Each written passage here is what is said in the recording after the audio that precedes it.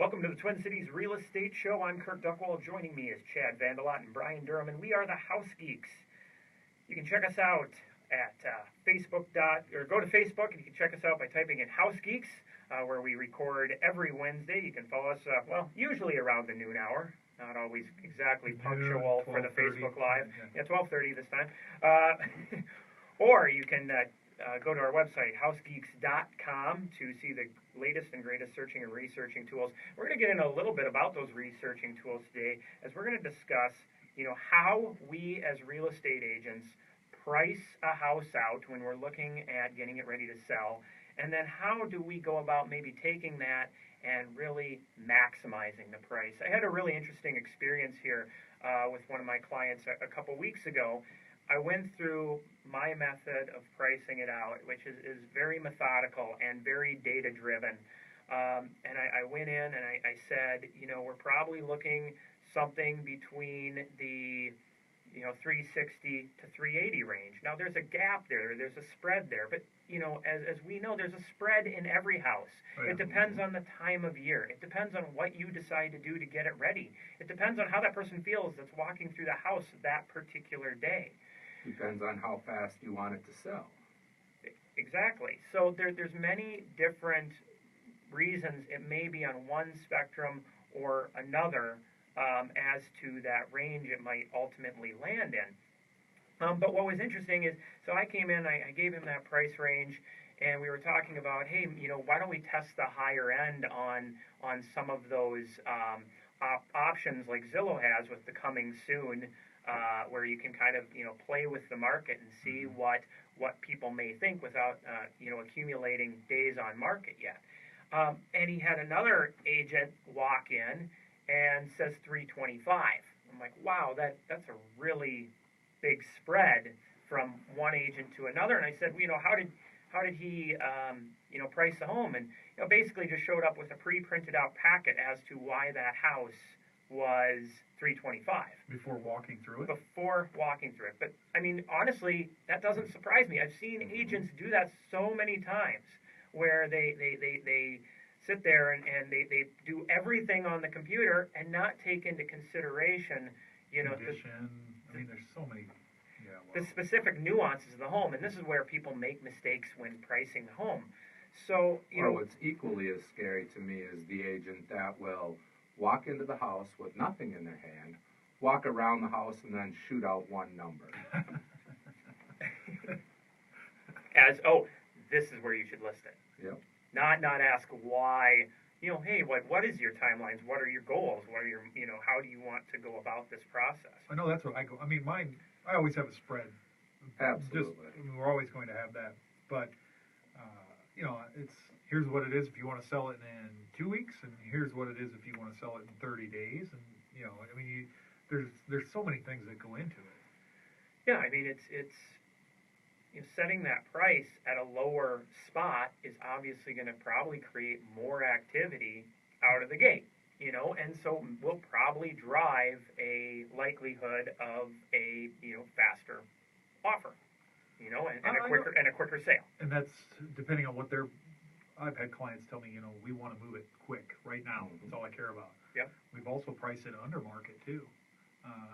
Market says it's X, and you go X minus 2%, and it's amazing how many times that's led to multiple offers because it drives so many people into the house, and now you got ask price plus 5-6% because you went in at, you got that multiple offer. Well, and that's the thing, for buyers out there, you got to realize, I think it was this last fall, 50% of houses were selling over asking price.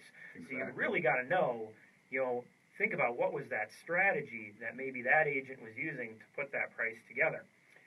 But what I like to do is not only put together, what I think is a good value, but back that up with some of the tools and data that we have available.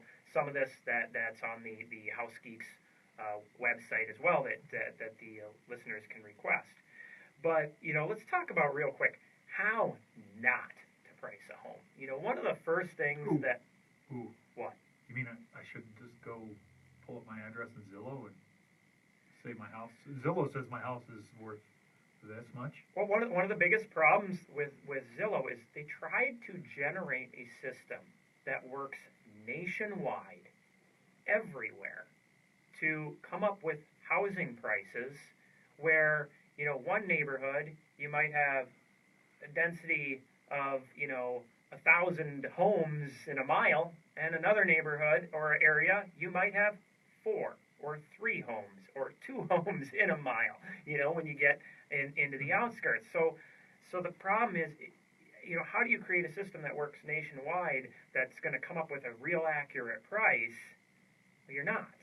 It's not going to work. You have to look at it on the hyper local. But Kirk, Zillow says my house is worth this much. Well, Brian, I believe that the owner of Zillow recently sold his house. Yes. And I may not have the numbers exact, but I believe Zillow told the owner of Zillow through this estimate that his house was worth $1.7 million or thereabouts. It was $1 million more than what. Yeah, it's pretty close. The house was worth. Yeah, and then the house sold for roughly $1 million, or there was about a 70% difference from what Zillow said it was worth and what it actually sold for. Yeah, and you know what? Zillow I've seen plenty of times where Zillow is very close, but I've also seen, even on the more, when you're not talking about $1 million homes, a house that I was looking at, a $300,000 house, Zillow said was $400,000. I mean, that's a big enough difference where do you really want to be trusting that as the primary evaluation when trying to figure out if what your home is worth? That's a key word, the primary. You don't use it as a primary, but I'll pull it when I'm talking with my client because I know my clients have seen it. Mm-hmm. And I'll pull it and I'll set it aside, but I'll also have multiple other approaches. And if Zillow supports the other approaches, now we know we have some statistical significance amongst multiple means of valuation. If it doesn't support, then we can clearly see that it's an outlier. The clients can clearly see it's an outlier, and we can agree to put it aside. I really wish this estimate did more of the range kind of thing like the RPR or the AVM does, because I think any data point that you can use, I really don't like to use tax evaluation either, but if it's one more data point that does kind of align, the more comfortable I can feel with exactly where we want to start, depending on the goals. And more importantly, it's about your client's comfort level. They want to see reproducible data that supports this range that we're trying to come up. And if we can have multiple data points that are starting to show the same thing and are developing a clear-cut range, that makes the client comfortable. Then when we actually figure out what the price is, they're empowered to having that decision about what the actual price is and their expectations are managed. And that proves for a very smooth transaction when all of those things fall into place. Because, a big thing to remember is that we are experts. We're real estate experts. It's what we do for a living. But the market ultimately is what dictates the price of your home. Mm-hmm. So, and the more market data points that we can utilize. How often do we spitball price ideas? Hey, I have this listing coming up. I'm thinking of putting it here. What are your thoughts? Absolutely. I think this is very important in our industry. And one thing that I think is also really unique, and one of the reasons I love our company, is I don't fear going to anybody in this company and talking about a listing I have coming up, thinking they're going to try to steal it from me. Don't tell me you haven't felt that way with other agents before. Yeah.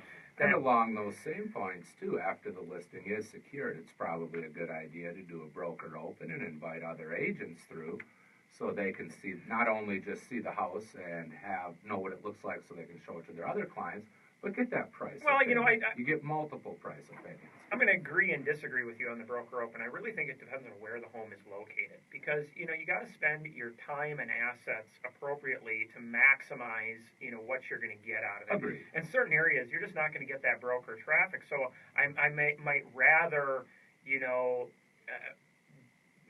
boost an open through a Zillow advertisement or something like that, or whatever it may be, other ways, other methods of getting or using that pre-list like I was talking about to get attention and get feedback on price. Yeah. Because I've noticed that in you know, Minneapolis and St. Paul, the broker opens are very well attended by agents.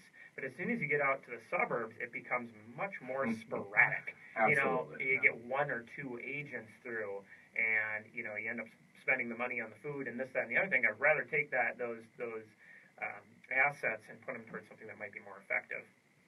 Well, I think the other agents too. You really have to. Well, how long have they been in the business? Well, not only that, but the ones that are coming through, you know, how much research have they done on the house, or are they just the ones that walk through and now they're just spitballing one? You know, I had some feedback on one of my listings recently that they felt it was overpriced. Well, turn around and another week later on the market, it sells for above list. And well, and you so got to realize, you have to wonder their motivations. Do they have a client that's interested in the home and they're already negotiating on behalf of their client? Exactly. Well, one of the things I found sometimes with the broker opens too is, you know, the agents that may have the time to do those. I'm not talking about hosting them, but I'm saying getting around and going to them. Maybe the agents that are newer into the industry and might not have as good of a feel for. Not necessarily. It just depends on how many people you come through. Like I said, I'm not objective to a broker open. I like doing them. I've done many of them, and whether it makes sense for that particular home or not. All right, we're going to take a quick commercial break, get back. We'll talk a little bit more about some of the ways not to try to price your house, but then really get into how to do it. If you have any questions for us, you can give us a call at 612-207-5388. Again, 612-207-5388. Check us out on our Facebook page by typing in House Geeks, which is now trademarked. Yes, now, nationwide official. Or go to our House Geeks Facebook page. We'll be right back. Ooh, good timing. Good segment. Good timing. Did we cover everything you wanted to cover in the first segment? No. I want to touch on price per square foot real quick. Turn the annoying sound off. Yeah, I suppose for our Facebook Live people.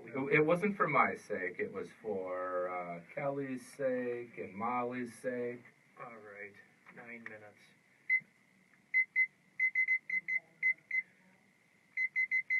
Ready? Here we go. What are we leading off with? Price per square foot. Price per square foot, and then kind of. All right, here we go.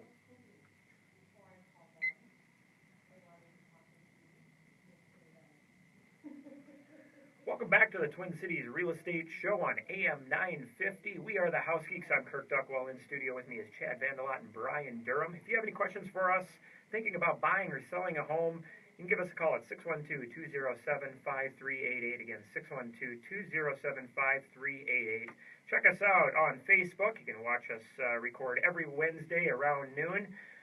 Facebook Live, and just type in House Geeks, or go to our House Geeks webpage for the latest and greatest searching and researching tools. Today we're talking about how to price your home and how not to price your home, along with how to maximize that sale price as well.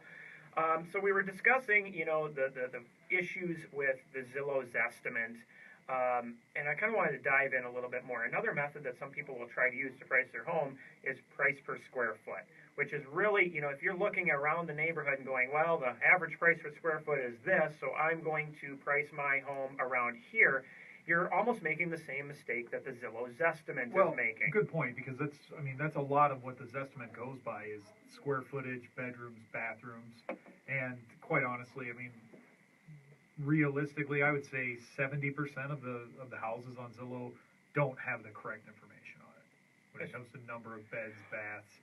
I mean, they're going off of tax data, so if somebody has finished off a basement or done this, that, or the other thing, you're going to get skewed numbers. I mean, I can tell you numerous times where I've seen a small little house with amazing upgrades versus that 4,000 square foot, just rough put together house. You're not going to get an appropriate price per square foot. The analogy I like to make is, if what you're looking to put a value on is warehouse space, price per square foot is great. Warehouse space is space, and space is space. You know, but when you're talking about a home, you have to consider the upgrades. So, $14 per square foot for a warehouse in the area, that can be, you can assign a specific value to Yeah, that. it's just 'Cause floor space. It's a commodity, right? Mhm. Yep. But a home is not a commodity. Well, yeah, I mean, you're right. There's so many difference in upgrades and finishes and things like that. I mean, you can use Well, price per square foot if you're talking new construction. I feel like new Sure. construction is a great place to use that price per square foot because again, or condos, because again, it's Very similar properties. everything in the condo association is going to be similar. Yes, some might have granite, some won't, but that's not a huge price difference for most people. Whereas, And I know I've said before, on a neighborhood scale, saying, hey, the average here in the neighborhood is X. Okay, fine. That's you're taking it across many, many homes, but then to bring it back to a specific individual your property. block or your neighborhood, it gets a little trickier. Yeah. And the other component to keep in mind is below ground square foot is worth less than above ground square feet. And some people might put a value on that as below ground square feet is worth half of that. But what if it's as a walkout? above ground But if square it's a feet. walk, yeah, Right, it's exactly. a walkout or it's a full lookout or somebody wants a lot of basement space. I mean, it again, it just goes back. It's so Unfinished versus individualized. finished. Yeah. I mean, there's So I do use price per square foot, but that's just one of the components. And I do make those adjustments for walkouts versus lookouts versus above ground versus below ground. But it's just one more data point. And I use that as supporting documentation versus a primary means Exactly. to develop a price. Another mistake I see a lot of people make is they start grabbing flyers from boxes and going off of list price, saying, "Oh, my neighbor sold for." I mean, how many times have we been at a market analysis meeting and we hear my neighbor sold for blah, then we look it up and it's 20,000 less. Yeah, because that's what it listed, but it listed at that Right. price. Yeah. So And their neighbor has 2 more bedrooms, and all of their square feet is above ground, and their lot's a lot bigger. And we do have to be realistic. Everybody who owns a home, you feel like your house is the nicest one on the block. mine's not. Mine definitely that's 'cause isn't. yours My has- neighbor's is nicer than Yours mine. has an electrical panel that's probably going to burn down. But that's a whole other story. We won't talk about that. But no, I mean, really, though, most people have the feeling that, you get emotionally attached to your home. I did That's where you've install been. those new fire or smoke detectors. That's by good the way. because you need them. The So, photoelectric. the I put them, photoelectric, I yeah. put them in. yeah, that's good. But yeah, so I mean, everybody does. Most everyone except for Kirk really feels like their house is the nicest one on the block. Mhm. So that's also where we have to come in and, as agents, help you as the client with expectations and helping manage those emotional feelings that you have when you're selling. Right. Yeah. I mean, once again, we're here to help advise realistic prices and pricing, so that way you don't overprice and shoot yourself in the foot. Because you go too much over that range. Now you're on the market for a long time, and then the buyers say, What's wrong with the house? with the property? Yeah, That's a every time. huge misconception. Now, Brian, the general why public has this has. house been on the market for 45 days? 'Cause "What's wrong?" with everything it? else we've looked at has been selling in 10 days. Yeah. And so 15 now days. you end up costing yourself just based on perception when it might not be true at all. I think we should touch on this a little further. There is a lot of data that shows that the majority of the showings of the activity happens in the first 2 weeks on the market. And then it tapers off dramatically after that. Then you're playing catch up. Well, and you also that's true. It depends on the time of year. I mean, I just personally had one where we listed right before Christmas, and it was one of those things that we knew going in. Okay, we're going to go over Christmas. We're going to go over New Year's. The one in South St. Paul? Yeah. Yeah. And it's setting those expectations that this is going to be a little bit slower. Mhm. And then we got through Christmas, and between the 27th and New Year's Eve, when we locked it up, got the contract written, the showings just went boom, boom, boom, boom, boom. Oh, yeah. So I do agree it's in that 2 weeks, but also for me, I really think if your house isn't selling in the first 10 to 15 showings, regardless of the time frame, that 10 to 15 showings, if it's not selling in that, then we really need to sit down And make have some kind of adjustment. Yeah, have a good And there are good conversation. tools for tracking activity online. Actually, Zillow is very good for Zillow's watching. great at Yeah, that. I love. love the Zillow coming soon. Well, I'm talking about when you have an active listing, Yeah, and you we can can see see- how your property is doing in comparison to the rest of the Absolutely. market. Yep. There's really good. Both for pre-market and market. You know, before our next commercial break, one of the things I wanted to touch on. So we talked about the Zestimate, we talked about pricing, price per square foot, and grabbing flyers is not really good ways. One of the things that surprises me is when these agents will show up at the property with a pre-prepared market analysis without ever even looking at the home, which kind of goes back to that, well, what did they do? Did they do price per square foot? Did they only look at the Zestimate? I mean, how are you going to know what that condition of the home is? So I personally, I do go out with some printed material. Yeah. I mean, I think we all do. And a but- little bit of what's going on yeah, there. and I kind of use that as the starting point. But I've But seen then you full-blown. probably present them a huge range and tell them that now that you've seen it, now what we're doing is narrowing the range and becoming more precise. Exactly. Because I personally feel like until I walk a property, I don't know what's going to happen. Oh, Because yeah. I mean, there's so many things that could be. We also might have to talk about staging. I mean, I had one that after we got the staging done, I walked back through it again and I said, we need a list for $15,000 more than what we talked about before. And guess what? We got it. Oh, because yeah. It was staged appropriately. It's amazing what that staging can do. We're going to get into that a little bit when we come back. If you have any questions for us, if you're thinking about selling a home this spring, which is a great time, and I mean by this spring, I mean now, because the market is so good, give us a call at 612-207-5388. Again, 612-207-5388. Check us out online at housegeeks.com, where you can request some of these evaluation tools that we like to utilize. We'll be right back.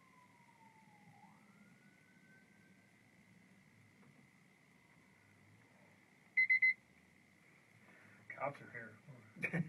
Yeah. Wonder if that got picked up I on the saw mic. Kurt get a little nervous we're, there for a we're second. definitely on West 7th when you can hear them screaming down the street. Well, we got the fire station down the road. That was a police officer, though. That wasn't a fire truck. First It could- responder. First responder could be following. I don't know. All right. You should know about this. You're setting up a Heroes Home Advantage program. Yep. aren't you? Minnesota that's- Heroes Advantage. Yes. I'm hoping to have the next rough draft of the outlay of the website this weekend. So. And this is a program to save veterans, police officers, firefighters, responders. Yep. first responders. All those guys. Yeah, we'll definitely Money. do a show where We'll do we a get show more specific on. Fully about that at some point. Yeah, it's a pretty cool program. You know, one of the things that has frustrated me is there is there are many groups out there, and they do it they're doing it as a profit. Yeah, they're all Yeah. doing it for themselves. Right, they're to doing make it. It's money a profit thing, and you know, really, we wanted to put together something as I mean, it's not technically a 501c3, but it is a nonprofit. We're not making money No, on it. no. It's- If it's- anything, we're losing money to do the program. But you know, you and I both being veterans ourselves, and you watching some old war movies, feel like you know it's a good thing to do. Yeah, I mean, those people are, and I feel like there's lots of veteran stuff, but it's the active duty guys and the firefighters and the policemen.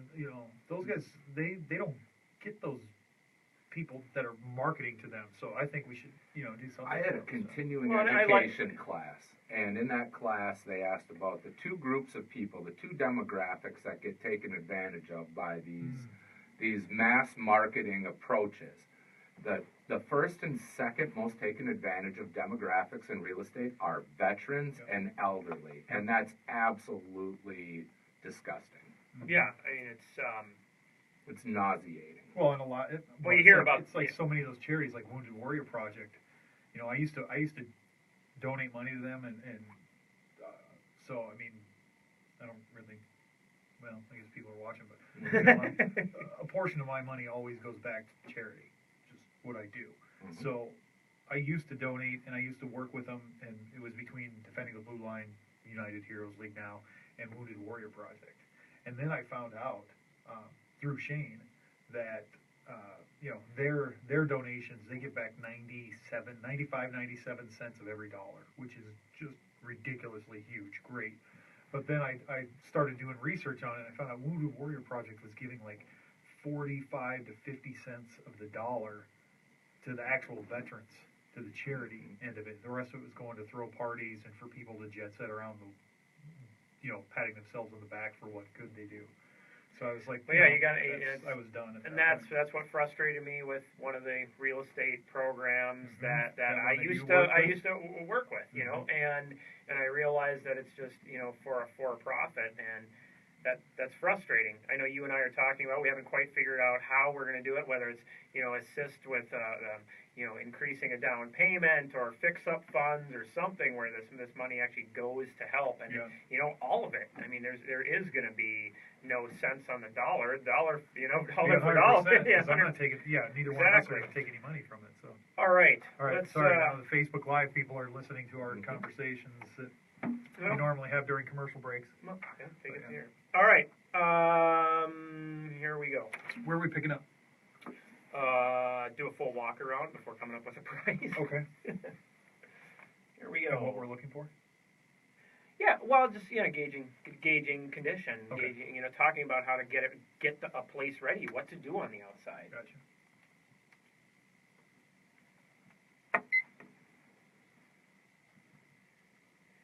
You're listening to the Twin Cities Real Estate Show with the House Geeks on AM 950. You can give us a call anytime at 612-207-5388. Again, 612-207-5388. With any of your real estate questions, wants, or needs. Thinking about buying or selling a home, we'd love to help out. Check us out online as well at housegeeks.com for the latest and greatest searching and researching tools. Some of those tools we're going to be discussing here very shortly with how we price homes. So today we're discussing exactly that. How do we price a house? We talked a little bit earlier about how not to price a home, and also how to maximize that sale price. One of the first things I like to do, show up at the property, and it's, a lot of people, I think it's just to be nice. They're like, okay, you want to just sit down at the table and go over this? And I say, no, how about we do a full walk around and let me know about any updates, things that you've done. Exterior, interior. I'm going to stop you right there just for a second. When I show up at a property, I get out of my car and I stop immediately because first impressions are huge. So I want to take those first 10 seconds to gather my own first impression because that's what every other person coming there is going to do. So I stop at the end of the sidewalk, I look at the house, and just see what jumps out immediately, and I make note of that. You got to it before I did. That was I was actually going to get to that. Yes. Stealing your thunder. You are. I take all this time to produce the show, and then you just jump in. You're exactly right. That first impression, when somebody walks up, since you brought up, I'm going to dive right into that. When somebody books a showing online, you've sold them that house. It's now, can you meet or exceed the expectations that you set for them online? That those pictures set. That the pictures set. And if you can do that, and if it matches what they were hoping for, in what they saw, you've sold the home. So when you're walking up and you see that pop can that's sitting on the sidewalk, well, get rid of it. Or if the neighbors left a toy out, push it off to the side a little bit. Make sure you're setting that stage. It doesn't take much to get it ready. Or in the summertime and you have the weeds growing through the cracks, pull the weeds. Pull the weeds, spray them. It's these little things that make a huge difference. Prime example, I had a client about 2 years ago when the process started, and I said, well, here's where I think the home probably should be listed. Well, ended up wanting to price it over. Well, my job's to represent him, so we put it at that price. But I also gave him a list of things to do to get the home ready. He didn't do those. Only after the showing started and those comments kept coming up did he start doing this, along with about $25,000 worth of price reductions. Mm-hmm. Okay? So it was kind of a double whammy there. Now, stroke of luck, title issue ends up coming up, and he can't sell the home. So 1 year later, we're able to put it back on the market at the recommended price with all the things done. Had it sold, I think, in a week. Mm-hmm. Yeah. So yeah, there's nothing. going back to that, that's part of what we all do it when we're doing that walkthrough with them, is looking for those things that need to be touched up or finished, or and putting that checklist together. And if you do the checklist, then yeah, we can get to that price. But if they don't want to do the checklist, then you have to let them. You have to price it appropriately for that much. And I had a client who was, kind of the same situation. I took the listing, listed it for well above what I told them the house should be listed at. Gave them a list of things to do. They didn't want to do it. Didn't do it, and then it sat. And eventually, I had to let them go as clients, and we just came to the agreement that this isn't going to work because it doesn't help them. I'm not doing any service for them. Yeah, letting a house sit on and days click by without it selling is a favor to no one. And setting appropriate expectations. And I know that's a conversation that I have. I call it the dirty or the McDonald's fry effect. And this is the analogy I like to use. Imagine you're going to buy a new car. You get into that car, you get that fresh leather smell. Everything's clean. The piece of paper on the floor mat's there. Everything's great. Okay? You love it. You like the car. Now, same experience. You get in, and there's a half-drank cup of pop, and then there's a fry sitting on the driver's seat. Now, is your experience going to be the same way when driving that car? You're going to be like, ew. Yeah, it's the same drive. Or pet fur, or something like that. It changes everything. So if you don't think it matters if those dishes are put away when or having a showing, or that the hose is just wound up in the backyard, or that you've gone out and cleaned up the dog poop, or any of those things, it makes thousands of dollars worth of difference.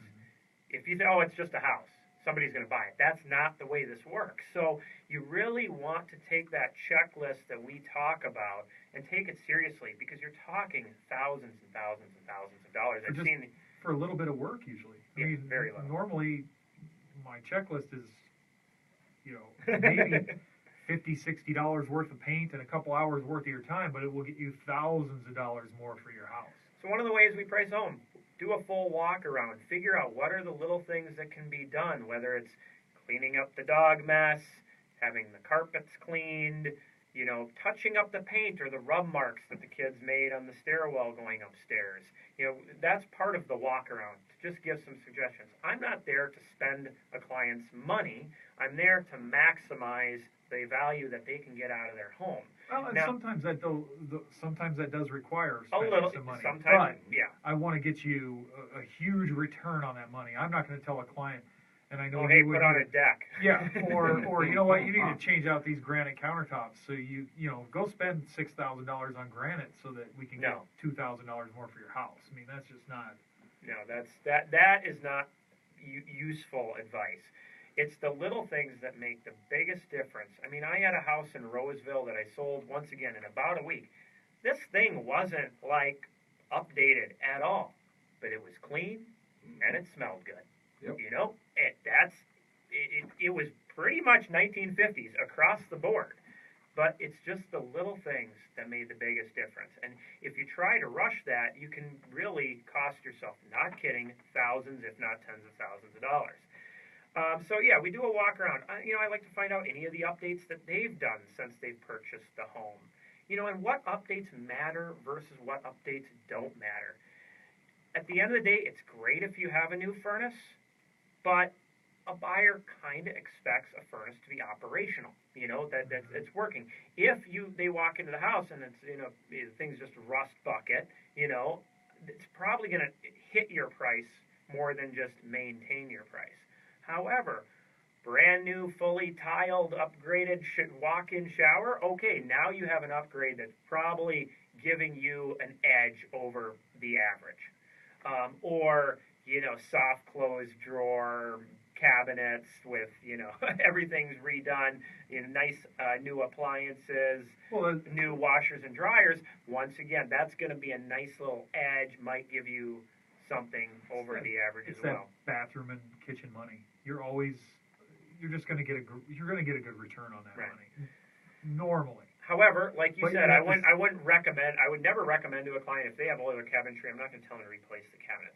maybe I'll suggest Painting, painting or them. painting or staining or putting on new hardware. That's one of the Yeah. easiest Takes things. a couple hours, and the poles are 50 cents or $1 a piece, but it makes a huge difference to the look. I hear this come up a lot, which is well, I have two fireplaces. My neighbor's house, they didn't have a fireplace. So your house is worth approximately $2,500 more than your neighbor's house. Well, see, And what the I margin of error in estimating that price is $4,000. Yeah. So Yeah, you're yeah. not meeting the margin of error. Well, by and this adding is what those. I say is, you know what? Okay, maybe you have the fireplace, you have the pool, you have the hot tub, you have the sauna, but What do they have that you they don't? have the lot that's a little bigger. They have the extra garage stall. They Giant have master bath. that giant master bath. Really, what we're looking at is, when doing a comp analysis, a comparison analysis, we're not trying to find something that's identical. It's just comparing one versus the other. Okay, their extra garage stall's worth $5,000. Your hot tub or whatever your upgrade is, a lot of stuff, it ends up washing quite often. And really just trying to figure out, do you, extra space, extra yard size, extra garage stall. I mean, how does it all spread out? It's really important. We're not looking for an identical match. You're not going to find that. But if you can find similar things with similar values and then compare the properties. I'm not going to compare a 3-bedroom, 1,500 square foot home to a 2,700 square foot 5-bedroom. That's just not a comp. You can't just divide that in half? No. Oh. No, you can't. How long have you been doing? No, just kidding. That's you have to go. I mean, it's also important that when you're out there looking, we're not just looking to see, okay, here's what your house is, here's the other houses that are on the market. I mean, we're going back and doing historical research to say over the last 6 to 12 months in a very tight radius area, and then I expand it out from there if I have to. But I'm looking historically to see what's the trend, where are things going, so that way we can, again, more data points, more data, and then you crunch it all together and you come up with your best estimate as to what we should go with.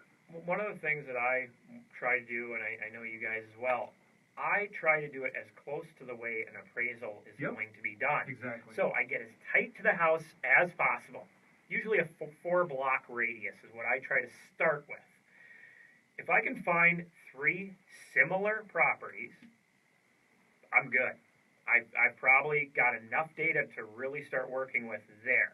So if I can find 3 similars to then do adjustments off of, I'll do that.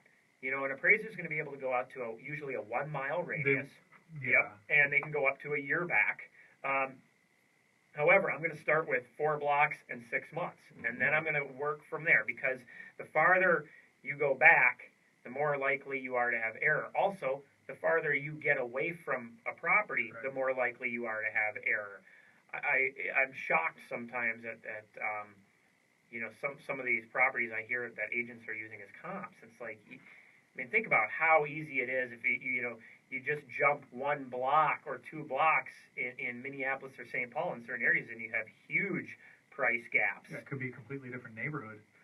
So, really doing that, and then also hopping in and using a tool like InfoSparks, which really gets down to that micro neighborhood data. How long are these things sitting on market typically? What is the change in average sale price over X amount of time? So even if I'm pulling a comp from 6 months ago, I can then make the adjustments from there. I love InfoSparks. It's a great tool for using that data to really make a good analysis. All right, when we come back, we'll get into a little bit more of some of the other methods that we use along with the comp analysis to really narrow in on a price range. And if we have time, get into a few more of the tips to maximize your sale price. If you have any questions for us, you can give us a call at 612-207-5388. Check us out online at housegeeks.com. We'll be right back.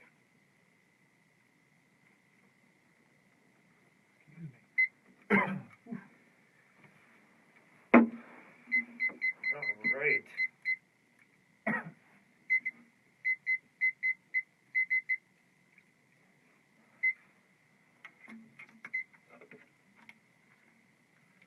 segment are we in? We're in the last one here. You guys ready to just roll right into it? Yeah, how much Let's time? do it. How much time we got? Welcome back to the Twin Cities Real Estate Show on AM 950 with the House Geeks. Check us out online at housegeeks.com. Again, that's housegeeks.com.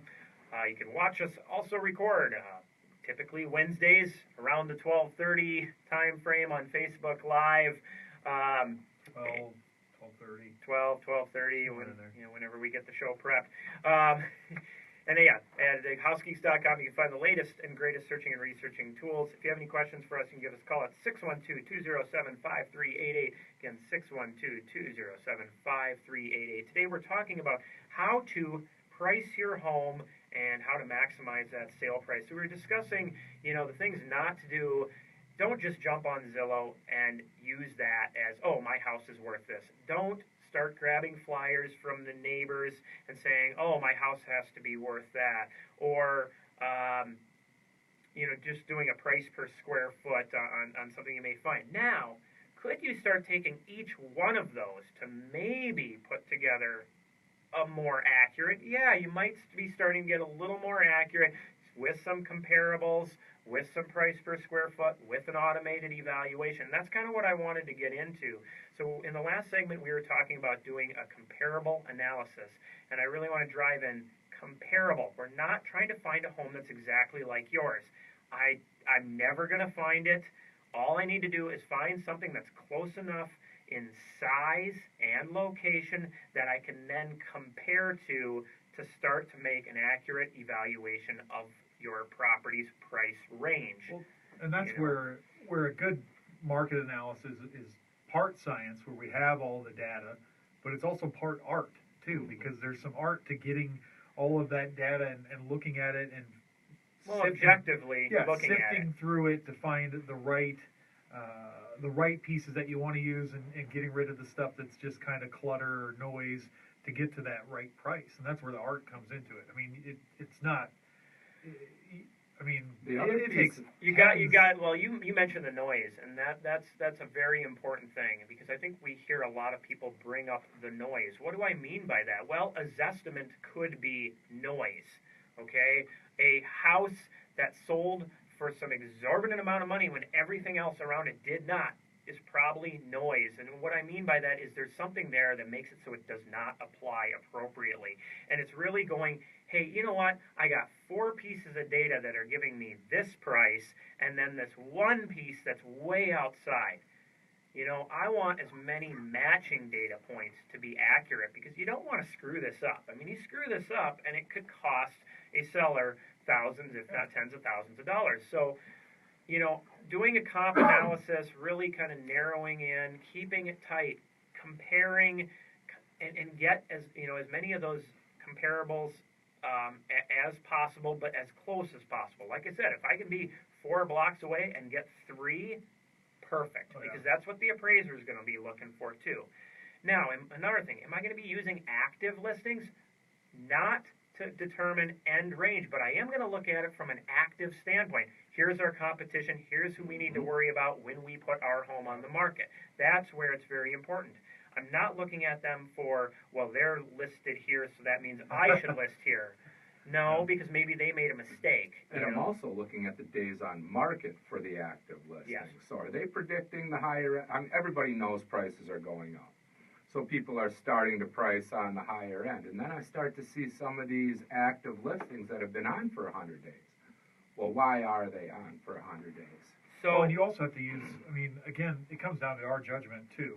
I mean, some of it. For instance, I sold a townhome in an association where they're pretty much an end unit is an end unit minus one might be lofted and ceiling, a couple little things. What I found was that there were a couple people that had been selling, and most of them were using 1 or 2 other agents, and they kept pricing everything at the same price. It just was not moving up. Well, I told my client, I'm like, they're underselling everything. I said, this house, when I look at the other comparables in the area, is worth $15,000 more than what these other ones are. Now, he got a little nervous when I told him that, but guess what? It sold, and it sold for, I think it sold for still Well, yeah, you 13,000 need more. to look at what is happening market wide as well, and having that overall market knowledge. Now I like to do that comp analysis, but then I do like to use some of these tools like the RPR, which is basically an automated appraisal, but it's significantly more in depth than a Zestimate, because it's not just taking in price per square foot. It's looking at number of bedrooms for the home, number of baths, price per foot of property as well. It's also doing a proximity analysis. It breaks it down by neighborhood, not a mile-wide radius. It's really getting tight. So if you have that fluctuation in that micro market, it's going to pick that up. And I will look at that, and what I love is it comes up with a range. And then I can go, hey, did my comp analysis land in that range? I don't, whether it's the high end or the low end, if I hit it, I go, okay, we do have a valid data point here. Now, let's pull another one. And then I look at the AVM, Automated Valuation Model. And then that's a range as well. So I look at that. Where did that land in comparison with the RPR? Or I can get back into the Zillow or a tax analysis or whatever it may be. You start putting together these data points, and when you start to see everything kind of come together, you go, all right, here we go. Now, I take the comp analysis the most seriously, because that's really looking at individual conditional things. Well, that's one of the things I really like about the RPR report, is that I can go in and make the adjustments. Yeah, I can go in and make any adjustments I want. I can then pick the comps that, the computer sometimes is pretty accurate, but boy, I've had them really skewed. Well, and that's where if I see one that's way off, then then I throw it out and I can pick another couple more that I think work well. And that's what I like about that RPR report. It's great. And then I take all of those automated appraisal or those AVMs, those automatically generated numbers, I'll put them all aside, and then I'll take the average of those too.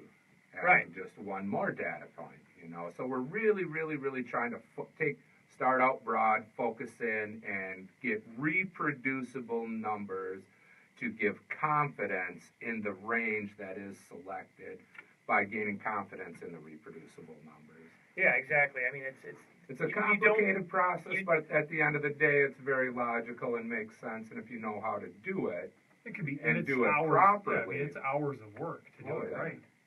Yeah, it takes time to learn how to get all those data points and know how to read them and figure them out. But at the end of the day, we want to put together a real accurate analysis. Coming down to the last minute of the show here, maximizing price, fresh paint, clean floors and or carpet. If you can't clean up that pet stain or that spilled Kool-Aid or whatever it may be, replace the carpet. Yep. Okay. Don't put the rug over it. They're going to pick the rug up and look. Yes. Or I'm going to tell them to. Updated hardware. Yeah, updated hardware. Light fixtures, which are very cheap and easy to install. The smell in a house. Don't be doing a lot of interesting or exotic cooking right before a showing. Whatever it may be, smell is so important. Goes back to that fry effect that I mentioned in the previous segment. Put away and declutter makes a huge difference. Take down the family pictures. Yep. And last of all, staging makes a huge difference. I wish we had more time to get more into that. If you have any questions, you can give us a call, 612-207-5388. We'll be back again next week.